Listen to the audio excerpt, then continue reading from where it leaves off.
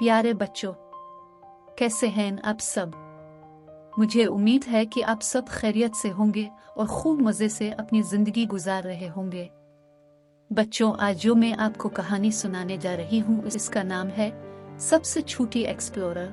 मुझे उम्मीद है आपको ये पसंद आएगी, तो चलिए कहानी शुरू करते हैं। घूमती हुई पहाड़ियों और सरगोशी करते जंगलों के दरमियान बसे एक पुराने गांव में मिया नाम की एक बच्ची रहती थी, जो सबसे छोटी एक्सप्लोरर थी, जिसे अब तक किसी ने नहीं जाना था। इसकी नाक पर झुर्रियां हैं और उसके सर पर चौड़ीदार टोपी थी, और वो हर सुबह अपनी मुहिम जोई पर निकल पड़ती थी। एक रोशन दिन मिया ने अपने घर के पीछे बढ़े हुए रास्ते को तलाश करने का फैसला किया।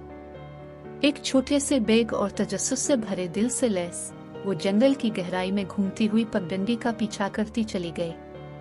लंबे लंबे दरख्त, जिनकी शाखें सब्ज और सोने के रंग का मजमुआ थी, इससे राज की सरगोशियां करते थे।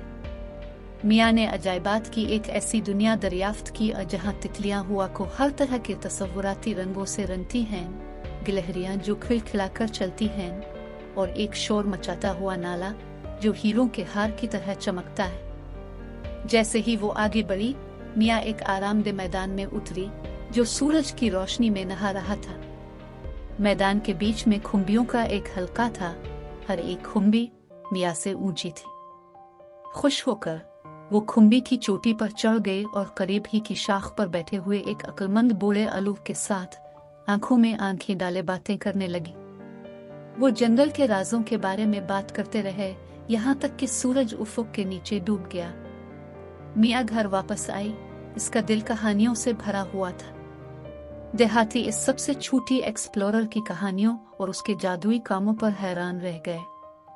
इस दिन से उन्होंने भी जंगल की तलाश की और दरियाफ्त किया कि उनमें से सबसे छोटा भी अपने घर के पिछवाड़े में सबसे बड़ी मुहिम जोई का पता लगा सकता है।